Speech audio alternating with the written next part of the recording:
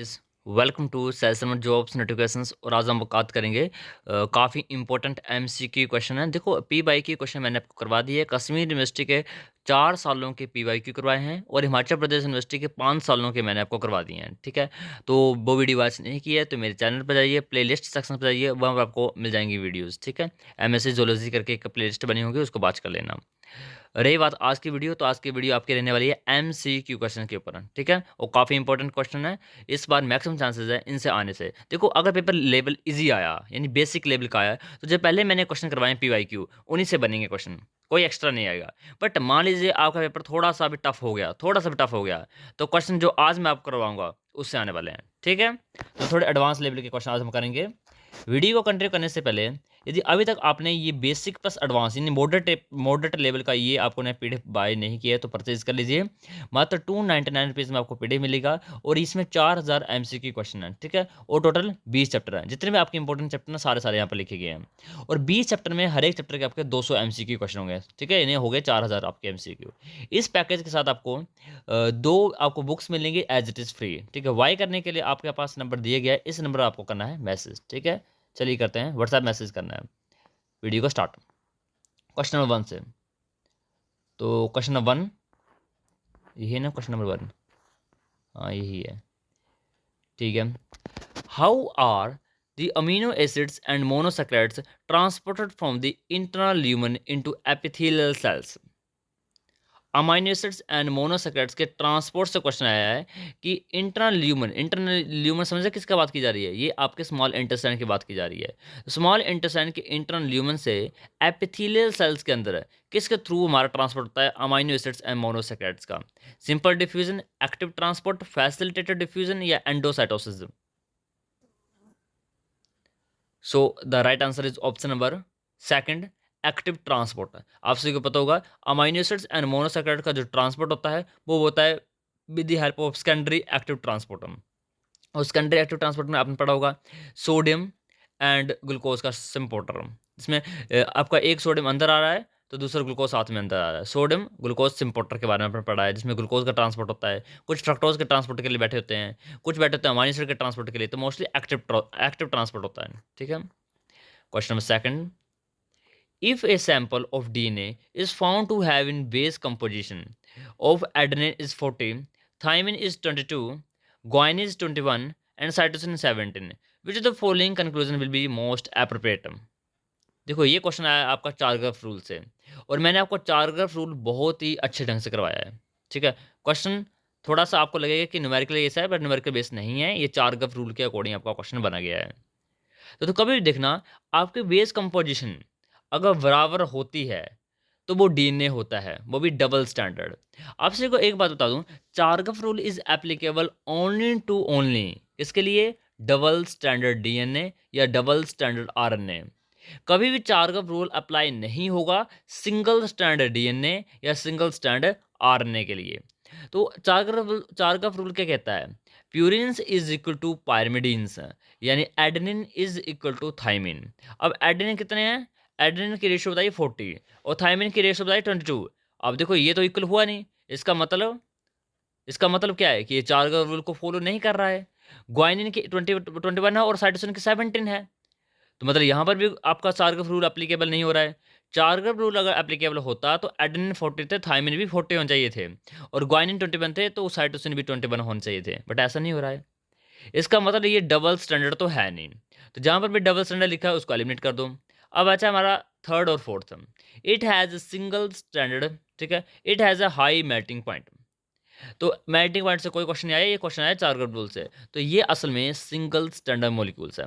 अब मैं इधर पूछूं कि सिंगल स्टैंडर्ड आरएनए है या सिंगल स्टैंडर्ड डीएनए है, तो ये भी आपको पता चाहिए। देखो आरएनए होता तो यहाँ पर थाइमिडीन नहीं होता, यानी थाइमिन नहीं होता, यहाँ पर क्या होना था, यूरासिल होना था। ठीक है, यहाँ पर थाइमिन, इसका मतलब ये सिंगल स्टैंडर्ड डीएनए है। ठीक है, दैट्स ओके। चलिए आगे क्वेश्चन नंबर थर्ड कर रहे हैं। The recombination frequency between the three genes X, Y, Z are given below। देखो हमें क्या दिया है, रिकम्बिनेशन फ्रीक्वेंसी दी हुई है। Between the X and Y कितनी दी है, 10% दी है। वाई और जेड के बीच में 4% दी है और एक्स और जेड के बीच में 6% दी है। तो order of gene will be, gene का ऑर्डर क्या होगा। देखो थोड़ा सा आपको अटपटा क्वेश्चन लगेगा, बट काफ़ी इजी क्वेश्चन होता है ये वाले क्वेश्चन। ठीक है, आपको जीन ऑर्डर बताना है। देखो जितने भी रिकॉम्बिनेशन फ्रीक्वेंसी होती है वो आप सभी को पता होगा, वो इनवर्स रिलेशन रखती है डिस्टेंस के साथ, और इनवर्स नहीं डायरेक्ट रिलेशन रखती है। यानी recombination frequency is proportion to the distance between the genes. Given यहाँ पर आप देखो एक्स और वाई कितना दिया है, 10% दिया है, वाई और जेड कितना दिया है, 4% दिया है, और एक्स जेड कितना दिया है, 6% दिया है। तो स्मॉलेस्ट फ्रीक्वेंसी कितनी है, वाई और जेड कितनी है, 4%। Suggest Y and Z are closest, इसका मतलब वाई और जेड क्या है, आपस में सपोज नजदीक नजदीक होंगे, तभी तो देखो वो 4% है। अब देखो एक्स और जेड क्या है, 6% है, मतलब लेस देन एक्स और वाई 10% है। इंडिकेट ये कर रहा है कि Z is between X and Y, thus the order is X Z Y. ठीक है, मतलब यहाँ पर आपको रखना है कि मेन बात यही है, फ्रीक्वेंसी, रिकमेंड फ्रीक्वेंसी डिस्टेंस के डायरेक्ट प्रोपोर्शनल है। अगर डिस्टेंस ज़्यादा है इसका मतलब वो क्या है, दूर है, सिंपल बात है। अब एक्स और वाई के बीच में कितना है, 10% का गैप है एक्स और वाई के बीच में, तो option second is the right answer. और सबसे नज़दीक कौन है, सबसे नज़दीक कौन है, वाई और जेड, तो वाई और जेड साथ साथ में होंगे। Question number 4, what kind of aneuploidy gametes will be generated if meiotic non-disjunctions occur at the first division? ये बहुत इंपॉर्टेंट क्वेश्चन पूछा गया है। देखो नॉन डिजंक्शन बोला है मियोसिस 1 में, नॉट द मियोसिस 2। मियोसिस 1 में पूछ लिया है, तो हमेशा याद रखना जब भी मियोसिस 1 में ही दिक्कत हो जाए तो हमारे पास क्या मिलेगा, हमें n+1 भी मिलेगा और n-1 भी मिलेगा, बोथ दोनों मिलेंगे। हाँ, मियोसिस 2 की बात होती है तो हमें नॉर्मल भी मिलता और डिजीज भी मिलता। तो यानी यहाँ पर राइट आंसर होगा n+1 भी और n-1 भी। Question 5, the blood group of the couple is the follow. Husband blood group क्या है, ओ, आर एच नेगेटिव है। हस्बैंड का ब्लड ग्रुप क्या है, ओ है, और आर एच क्या है, नेगेटिव है। वाइफ का ब्लड ग्रुप ए है और आर एच क्या है, नेगेटिव है। ठीक है, their newborn baby got mixed into hospital, among the 4 newborn babies present in the hospital, which one would you think was their baby. मतलब question थोड़ा सा घुमाया हुआ, सिंपल पूछा गया है कि हस्बैंड ओ ब्लड ग्रुप वाला है, वाइफ ए ब्लड ग्रुप वाली है। सिंपल बोला गया है कि उस बच्चे का ब्लड ग्रुप क्या होगा। ठीक है, मिक्स मुक्स को भूल जाओ, उस बच्चे का ब्लड ग्रुप क्या होगा। देखो पहले बात करो, हस्बैंड भी आर एच नेगेटिव है, वाइफ भी आर एच नेगेटिव, इसका मतलब बच्चा तो आर एच नेगेटिव ही होगा। ठीक है, तो जहाँ पर आर एच नेगेटिव उसको रखो और पोस्ट वाले को कर दो एलिमिनेट, यानी सेकंड और थर्ड ऑप्शन हो गया आपका एलिमिनेट। अब आप आगे देखो, हस्बैंड का ब्लड ग्रुप ओ है, तो आप यहाँ पर क्रॉस करवा सकते हो, आई ओ के क्रॉस के बीच क्रॉस करवा, आई ए और आई ओ के बीच में। तो क्रॉस करवाने के बाद जब आपको रिजल्ट मिलेगा तो रिजल्ट क्या मिलेगा, ब्लड ग्रुप ए। ठीक है, क्रॉस करवा लीजिए, ए ओ ए ओ ए ओ और ए ओ, चार बच्चे चारों चारों ए ओ ए ओ ए ओ वाले हैं। ठीक है, इसका मतलब ए क्या है, डोमिनेंट है, और जब ए डोमिनेंट है, ए और ओ दोनों प्रेजेंट है, इसका मतलब ए एक्सप्रेस करेगा, यानी ए एक्सप्रेस करेगा, इसका मतलब बच्चे का क्या होगा, ए ब्लड ग्रुप का होगा। देखो ऐसे भी आप सॉल्व कर सकते थे, लास्ट में क्या लिखा है, ए बी, ए बी कहाँ से आ गया, ए बी का कोई रोल ही नहीं इधर, बी ब्लड ग्रुप तो किसी का भी नहीं है, यानी right answer option number first. Question number 6 आया है यहाँ पर, C1B टेक्निक, C1B है, CIB है, CIB technique in Drosophila is use to detect, काफ़ी एडवांस लेवल क्वेश्चन, इसको रहने दो। वैसे राइट आंसर देख लो, राइट आंसर है सेक्स लिंक्ड है रिसेसिव लिथल म्यूटेशंस, बट काफ़ी डीप है, आपसे नहीं आएगा ये question. A recombination event in bacteria involving the temperate phage lambda occurs during, देखो लैम्डा फेज कब होगा। ठीक है, recombination event in bacteria involving the temperate phage lambda occur during transformation. देखो ट्रांसफॉर्मेशन के दौरान आपसे क्या होता है, ट्रांसफॉर्मेशन में आपका जो जेनेटिक मटेरियल है वो ट्रांसफर होता है with the help of surrounding, surrounding से खुद अंदर आता है और बैक्टीरिया खुद एनगल्फ करता है with the help of the AVC type of transporter. Conjugation में एक सेक्स प्लाई बनती है, एक ट्यूब बनती है, ट्यूब के माध्यम से आपका ट्रांसपोर्ट होता है। ठीक है, जनरलाइज ट्रांजैक्शन में आपका और स्पेशलाइज्ड ट्रांजैक्शन, जनरलाइज ट्रांजैक्शन और स्पेशलाइज्ड ट्रांजैक्शन दोनों आपके वायरसेस के थ्रू होंगी, बट मेन खास बात यह है जनरलाइज्ड और स्पेशलाइज्ड के बीच में कि आपकी जो स्पेशलाइज्ड टाइप की आपकी जो ट्रांजैक्शन होती है उसमें क्या होता है, उस स्पेशलाइज्ड टाइप के ट्रांजैक्शन में आपका वही जीन ट्रांसफर होगा जो कि इंटरेस्टेड होगा, यानी temperate phage lambda integrate into the bacterial genome and during excision, जब कटा लगेगा आपका, may carry the adjacent bacterial genes and transferring them to another bacteria. देखो जनरलाइज ट्रांजैक्शन में तो ओनली बायोटिन, बायोटिन और एक और होता था आपका हाँ, जहाँ तक मुझे याद है बायोटिन और ल्यूसिन था या बायोटिन था, बायोटिन पक्का था बड़ा, वही जीन ट्रांसफर होते हैं, बट स्पेशलाइज्ड में कुछ खास जीन भी ट्रांसफर हो जाते हैं। Right answer option number fourth. Question number 8, a suitable example of DNA repair deficient disorder in human is, काफ़ी इजी क्वेश्चन आया है। डीएनए रिपेयर में अगर कमी आ जाए, मिस्टेक आ जाए, तो देखो डीएनए रिपेयर सिस्टम आपका एक चलता है जिसमें आप पढ़ते हैं न्यूक्लियोटाइड एक्सचेंज रिपेयर, और न्यूक्लियोटाइड एक्सचेंज रिपेयर में अगर डेफिशिएंट आ जाए, डिसऑर्डर आ जाए, तो एक डिजीज होती है जिसका नाम क्या है, काफ़ी इजी है, बता सकते हो आप। उसका आंसर है जीरोडर्मा पिगमेंटोसम। क्या होता है? जीरोडर्मा पिगमेंटोसम। देखो जो आपका डीएनए रिपेयर सिस्टम है, न्यूक्लियोटाइड एक्सचेंज रिपेयर सिस्टम, उसको अगर उसमें कमी आ जाए, डेफिशिएंट हो जाए, तो एक डिजीज होती है जीरोडर्मा पिगमेंटोसम, जो कि यहाँ पर लिखा गया, और एक और होती है वो यहाँ पर लिखी नहीं गई है, उसका नाम है कोकाइनी सिंड्रोम। उसके बाद रखना। क्वेश्चन नंबर 9, आपको क्वेश्चन थोड़ा टफ लगेंगे, बट कोई चक्कर नहीं, आप जो मैं आपको करवा रहा हूँ, आपको नहीं हो रहा सोल्व, कोई चक्कर नहीं, पढ़ो बस, ठीक है, साथ साथ में इस वीडियो को बात करो। और क्वेश्चन एक आधा बन सकता है टफ क्वेश्चन से भी। If the allylic disturbance of the given gene, जो क्वेश्चन टफ है मैं ऐसे उनको एलिमिनेट कर रहा हूँ कि वो नहीं आ सकते हैं किसी बात पर, ठीक है, जो टफ है उनको मैं खुद ही निकाल रहा हूँ। देखो ऐसे क्वेश्चन आ सकते हैं क्योंकि इजी क्वेश्चन है यार ये। 30 राइबोसोम आर प्रेजेंट इन, अब ऐसा क्वेश्चन तो आ ही सकता है, ये तो काफी इजी क्वेश्चन है। अब 30 राइबोसोम किसके अंदर होता है? प्रोकैरियोटिक के अंदर, यूकैरियोटिक के अंदर, बोथ प्रोकैरियोटिक यूकैरियोटिक के अंदर, या वायरसेस के अंदर? अब देखो 60 ऐसा आपने पढ़ा है और 40 ऐसा आपने पढ़ा है, वो किस में होते हैं? हमारे में होते हैं, यूकैरियोट्स में, जिसको मिला के बनता है 80 एस। बट अब प्रोकैरियोट्स की बात करूँ तो वहाँ पर 50 एस और 30 एस, इसका मतलब सिंपल आ गया। राइट आंसर ऑप्शन नंबर क्या होगा? ऑप्शन नंबर क्या होगा आपका? Option number first, prokaryotic cell के अंदर। ठीक है, चलिए आगे। Sodium potassium ATPase pump transport, देखो आपने पंप पढ़ा है, सोडियम पोटाशियम पंप, काफ़ी इंपॉर्टेंट पंप है, हमारे हर एक बॉडी में हर एक जगह प्रेजेंट है, ये बहुत इंपॉर्टेंट रोल है इसका, सोडियम पोटाशियम पंप का। अब सोडियम पोटाशियम पंप में कितने सोडियम क्या होते हैं, अंदर आते हैं, और कितने पोटाशियम बाहर जाते हैं? ऑलवेज हमेशा रखना, आपके 3 जो सोडियम होते हैं, ठीक है, 3 सोडियम जो होता है आपके, 2 पोटाशियम इन और 3 sodium ions out of the cells, में से याद रखना, ठीक है। क्या होता है? 2 पोटाशियम आयंस आपके अंदर आते हैं और 3 सोडियम आयंस आपके बाहर जाते हैं, सोडियम पोटाशियम पंप के थ्रू, 3 बाहर जाएंगे, 2 अंदर आएंगे, इसलिए मेम्ब्रेन क्या होती है? नेगेटिवली चार्ज होती है। कभी आपने सोचा है हमारी मेम्ब्रेन -70 मिलीवोल्ट क्यों है? अंदर नेगेटिविटी क्यों है? नेगेटिविटी इसलिए है क्योंकि बाहर जाने के लिए 3 सोडियम बाहर चले गए, बट अंदर आने के लिए मतलब चार्ज न्यूट्रल नहीं हुआ, अंदर आने के लिए 2 ही पोटाशियम आए। पोटाशियम भी पॉजिटिव चार्ज होता है ना, और सोडियम पॉजिटिव चार्ज होता है। अब 3 पॉजिटिव चार्ज बाहर गए, तो अंदर आने के लिए 2 ही क्यों आए? 3 आने चाहिए थे, बट 2 ही आए। 2 ही आए, इसलिए अंदर नेगेटिविटी होती है। बाकी डीएनए भी अंदर नेगेटिव बढ़ा हुआ है, उसकी वजह से नेगेटिविटी होती है। तो राइट आंसर मिल गया ना कौन सा है? ठीक है, इसका right answer option number second. Question number 13, COP1 vesicle, जो टफ क्वेश्चन मैं नहीं करवा रहा हूँ, ठीक है, जैसे COP1 वेसिकल्स हैं, ये ट्रांसपोर्ट करते हैं आपका, थोड़ा थोड़ा आइडिया होना चाहिए वैसे, ये ट्रांसपोर्ट करते हैं आपके cis Golgi network to endoplasmic reticulum, back transport करते हैं, यानी रिट्रोग्रेड ट्रांसपोर्ट करते हैं आपका, ठीक है।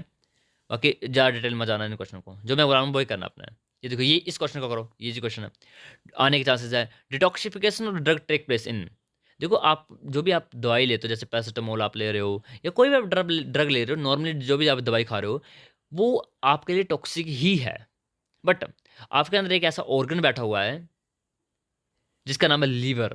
क्या नाम है? लीवर। लीवर डिटॉक्सिफाई कर देता है, डिटॉक्सिफाई का मतलब होता है नॉन पोलर से पोलर में कन्वर्ट कर देता है, और यूरिन के थ्रू बाहर निकाल देता है। तब तो आप देखोगे जो लोग दवाई खाते हैं उसका यूरिन हमेशा डिफरेंट कलर का होता है, या तो बहुत ज़्यादा येलो होगा, या बहुत कम येलो होगा, या तो कुछ डार्कस्ट होगा, कुछ भी हो सकता है, क्योंकि वो सब हो रहा है डिटॉक्सिफिकेशन के कारण हो रहा है। अब मैं बोल रहा हूँ कि डिटॉक्सिफिकेशन लिवर में होती है, वो तो ठीक है, बट लिवर के अंदर किस ऑर्गेनल में होती है बताना आप?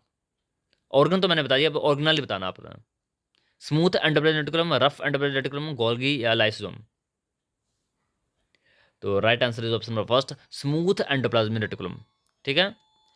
Question number next 15, the following proteins are abundant in the extracellular matrix, देखो ईसीएम हम पढ़ा है, ईसीएम एक्स्ट्रा सेलुलर मैट्रिक्स में कौन से प्रोटीन अबंडेंट में मिलती है? इजी क्वेश्चन है, जो इजी है वही करवा रहा हूँ मैं, ठीक है, जिसके आने के चांसेस हैं। तो कोलाजन, वैसे ही आप सभी को तो collagen is the most abundant protein in the world, ठीक है, पता होना चाहिए आपको। तो कोलाजन सबसे ज़्यादा अबंडेंट होती है। देखो आगे क्वेश्चन आया है, restriction point in this cycle is present between. देखो रेस्ट्रिक्शन पॉइंट है, और आप सभी को पता होगा, मैंने आपको करवाया भी है। रेस्ट्रिक्शन पॉइंट मैंने कहा जो भी खतरनाक फेज होती है, भयानक फेज होती है, उससे पहले गैप फेज जरूर होता है। जैसे एस फेज है, एस फेज से पहले गैप फेज क्या था, G1। एम फेज है, एम फेज पहले गैप फेज कौन आता है, G2। ठीक है, तो अब बोला कि रेस्ट्रिक्शन पॉइंट क्या है। रेस्ट्रिक्शन पॉइंट का मतलब है हमें सेल साइकिल को स्टार्ट नहीं करना है, क्योंकि DNA has been damaged, DNA damaged है, इसलिए हमें सेल साइकिल को अरेस्ट करना है, स्टार्ट नहीं करना है। स्टार्ट नहीं करना मतलब हम अभी कहाँ बैठे हुए हैं, G1 फेज में बैठे हुए हैं। इन G1 टू S फेज में हमें रेस्ट्रिक्शन पॉइंट देखने को मिलता है। Right answer is option number 1। Compare normal cells to convert to growth factor transformation easily. देखो जो क्वेश्चन था मैं उसको क्वेश्चन को नहीं करवा रहा हूँ, ठीक है, इसको देखो। हाँ ये इजी है। The organelle responsible for I cell disease is, काफी इंपॉर्टेंट डिजीज है आई सेल डिजीज, और इन इन क्वेश्चन के आने के चांसेस वेरी वेरी हाई हैं। तो right answer option number 3, lysosome.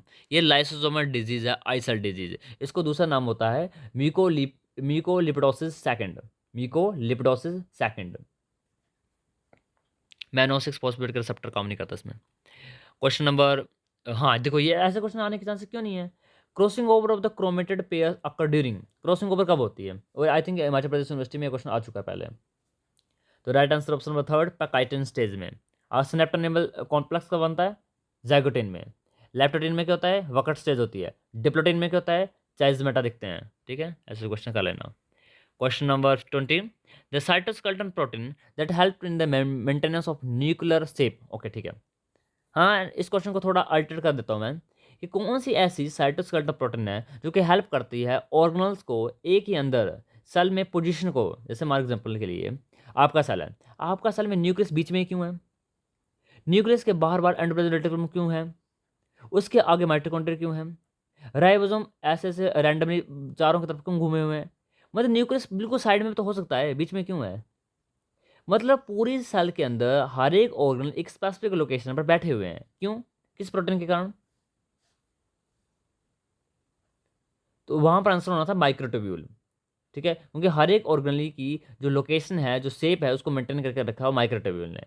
But यहाँ पर पूछा गया न्यूक्लियर शेप के बारे में, तो यहाँ पर राइट आंसर होना था आपका ऑप्शन नंबर 3, लैमिनिन प्रोटीन ने। ठीक है, लैमिनिन प्रोटीन।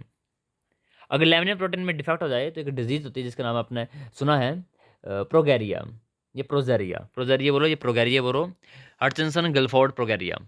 और इस डिजीज़ में एज बहुत जल्दी हो जाती है। जैसे आपने एक मूवी भी देखी, पा मूवी देखी है, जिसमें अमिताभ बच्चन का रोल है, तो वही जाया सीन भाई, इसको बोलते हैं लैमिनिन प्रोटीन में डिफेक्ट हो गया है, क्योंकि आपका लैमिनिन प्रोटीन ही आपके न्यूक्लियस के अंदर हेट्रोक्रोमेटिन डीएनए को बनाती है। अगर डीएनए हेट्रोक्रोमेटिन ना हो जाए, यू क्रोमेटिन हो जाए, तो जल्दी जल्दी से ट्रांसक्रिप्शन हो जाएगी और पूरा पूरा डीएनए यूज हो जाएगा, और आपका जल्दी ही एजिंग हो जाएगी, और जल्दी ageing is called as Hutchinson Gilford प्रोगैरिया।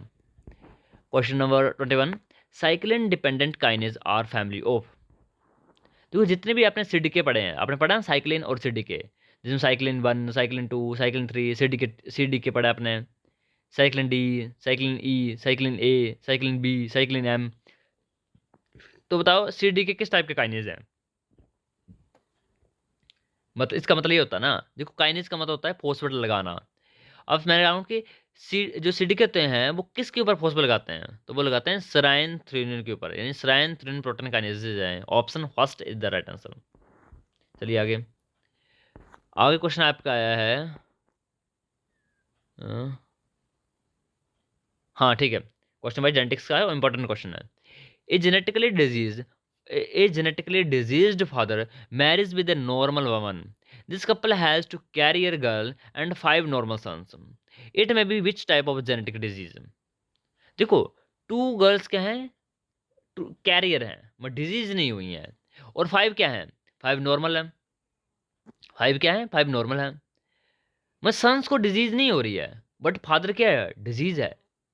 इसका मतलब आप समझना चाहिए, सीधा आपके माइंड आपका स्ट्राइक होना चाहिए किसके बारे में, क्रिस क्रॉस इनहेरिटेंस के बारे में। किसके बारे में, क्रिस क्रॉस इनहेरिटेंस के बारे में आपका माइंड सीधा ही जनरेट होना चाहिए। और क्रिस क्रॉस इनहेरिटेंस में फादर से डिजीज आती है बच्चों, लड़की में, और मदर से आती है लड़के में। अब फादर डिजीज मतलब लड़की डिजीज हो रही है, लड़की डिजीज हो रही है, इसे लड़की क्या है, कैरियर। कैरियर क्यों, क्योंकि मदर जो है वो नॉर्मल है। अगर मदर भी डिजीज होती तो फिर लड़की बीमार हो जानी चाहिए। लड़की कैरियर इसलिए होगी क्योंकि नॉर्मल जीन तो आ गया ना मम्मी से, फादर से भले ही डिफेक्टिव आया है पर मम्मा से तो नॉर्मल आ गया ना।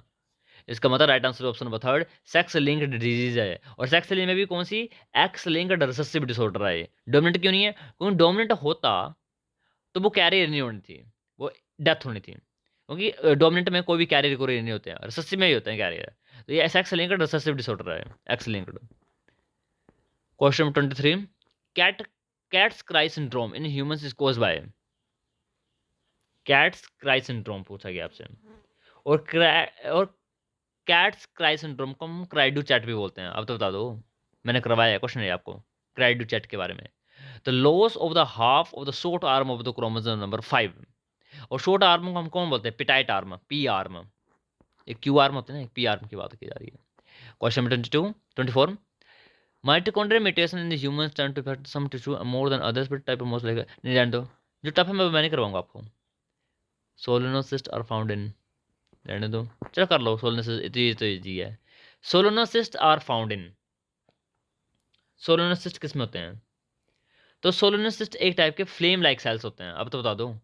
तो right answer is Branchiostoma, option A is the right answer, यानी फर्स्ट ऑप्शन। हाँ ये भी इंपॉर्टेंट है। Fossil record of vertebrates were found in the first in the rocks of, vertebrate के फोस्टर आपको कहाँ मिले थे और किस पीरियड में मिले थे।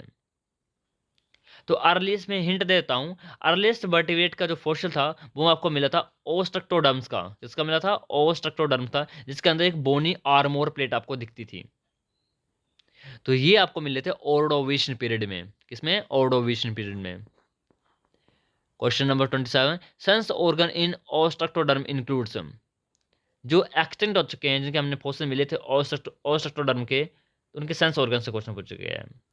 तो right answer option number fourth, a pair of large lateral I and median penal I and median nostril. Okay चलो अगला, तो ऐसे टफ क्वेश्चन है। एयरबर्ड से बोथ रेस्पिरेटरी ऑर्गन्स एंड, हाँ ठीक है ये इंपॉर्टेंट है। देखो स्विम ब्लैडर सबसे क्वेश्चन पूछा गया है कि swim bladder serves as both a respiratory organ and hydrostatic organ, function लिखा है ये। तो ये किस में होता है, ठीक है ये आपको बताना है, ये किस में होता है बताइए। एमनिया, पोलीप्टेरस, लेटमेरिया, डिप्नोई। देखो पहले बताओ एयर ब्लैडर किस में होते हैं, कार्टिलेजन फिशेज में या बोनी फिशेज में। तो ये होते हैं बोनी फिशेज में, ठीक है। बट यहाँ पर क्या बोला गया है कि वो लंग्स की तरह काम कर रहे हैं। और आप सभी को पता होगा लंग फिश कौन सी होती हैं, अब तो बता दूं, lung fish are under in the class of dipnoi, dipnoi के अंदर आपके लंग फिशेज आती हैं, ठीक है। लंग फिशेज से क्वेश्चन था आपका। चलिए अच्छा, हाँ ठीक है। A fish lays fertilize egg inside the protective horny, एक सेकंड यार। A fish lays a fertilized egg inside the protective horny egg capsule, which remains anchored to the seaweed by their long tendrils. This phenomenon is observed in, और I think ये question मैंने कल ही आपको करवाया है। तो right answer option number second, cat shark. इनको बोलते हैं कैट शार्क, और आल्सो इनको मरमिड पर्स भी बोलते हैं, ठीक है। मरमिड पर्स, मरमिड पर्स यानी बच्चों के अंडे जो होते हैं उनको एक मरमिड पर्स के अंदर रखते हैं। जो सस्पेंस, हाँ जो सस्पेंशन से क्वेश्चन आया है, द जो सस्पेंशन इन अलाज्म ब्रैंकिस, अलाज्म ब्रैंक में किस टाइप का जो सस्पेंशन होता है, काफी लंबा मुंह खोल सकते हैं ये, यानी higher stylic type. Option A is the right answer. Nissl granules are made up of, देखो नीजल ग्रेन्यूल्स आप सभी को पता होगा कहाँ होते हैं, न्यूरॉन्स के अंदर होते हैं, और ये बने होते हैं जिनको हम नीजल बॉडीज बोलते हैं, और ये बने होते हैं आपके राइबो न्यूक्लियर प्रोटीन के। Option 4 is the right answer. Question number next, femoral gland are found on, femoral gland कहाँ होते हैं, तो फिमोरल ग्लैंड आपको होते हैं thigh of the male lizard. Question number next, protonephrons is found in, protonephrons एक excretory organ है और किस में होता है ये,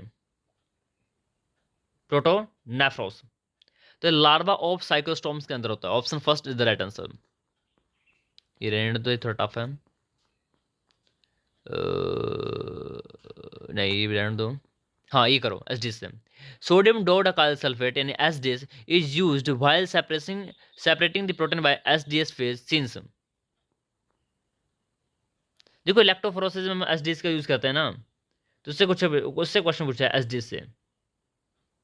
तो right answer option number fourth, it binds to protein and confirm the uniform negatively charged and facilitate the mobility of the protein during electrophoresis. अब से तो एसडीएस एक नेगेटिव चार्ज डिटर्जेंट है जो कि प्रोटीन को ब्रेक भी करता है और नेगेटिव चार्ज भी लगाता है। एक और इसका भाई सी टैब, और एक और इसका भाई ट्राइटोनेक्स, पर ट्राइटोनेक्स कोई भी चार्ज नहीं लगाता है, सी टैब पॉजिटिवली चार्ज लगाता है।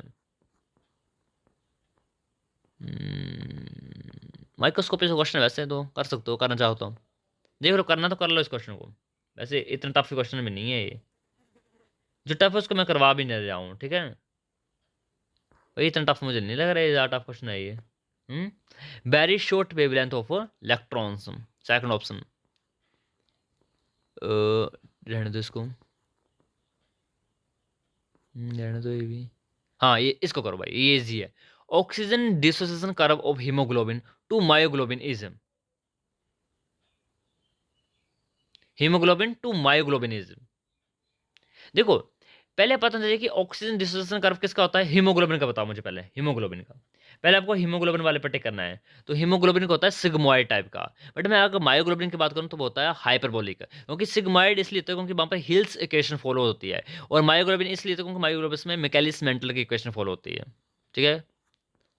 ओके, चलिए खत्म करते हैं आज की वीडियो, लास्ट क्वेश्चन करेंगे हम, एक सेकंड को, ये क्वेश्चन मैंने देखा था यहाँ पर यार, काफ़ी इजी क्वेश्चन था वो, हाँ ये वाला एंटीबॉडी का question. There are 5 class of antibodies लिखी गई है आपके पास, what determine to class to which antibodies belong, ठीक है।